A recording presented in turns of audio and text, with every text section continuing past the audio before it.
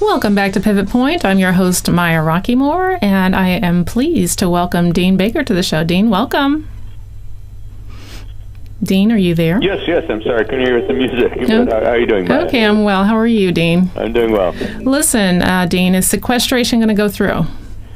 That's a very good question. My guess is we're likely to see a very short period of sequestration, but I'll give the Obama administration credit. What they've proposed is that they're going to have some sequestration cuts that people are going to really feel. They're going to be very angry about, feel immediately, I should say, in the sense of they're talking about cutting air traffic controllers, which will lead to a lot of flight delays, cutting back security at the airport, which means very, very long lines rather than just long lines.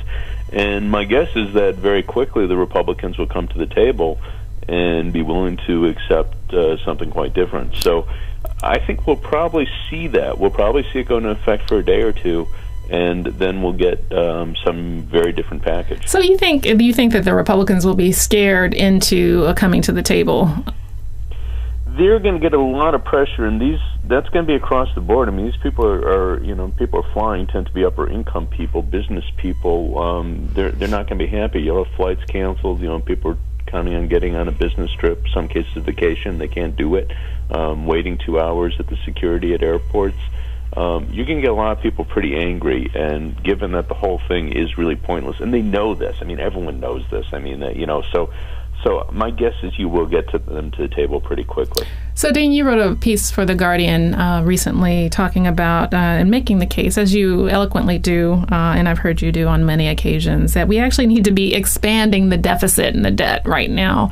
Can you tell our listeners why? Yeah, and this is one of the incredible absurdities. There's a myth that really both parties have perpetuated, that we've had an ongoing deficit problem. And the Democrats, of course, like to blame the Bush tax cuts, which I was never a fan of, also the wars, which, again, I also wasn't a fan of. Republicans create this myth of out-of-control spending. The reality is that we did not have an ongoing deficit problem. The deficits leading up to the collapse in 2008 were relatively modest. In 2007, it was just over 1% of GDP. We could run a deficit of that size literally forever. Now, one could argue we should have a balanced budget. You could argue we should have a surplus. But again, it wasn't a crisis. It was something we could have done literally forever. We got large deficits because the economy collapsed. That meant a big plunge in tax collections.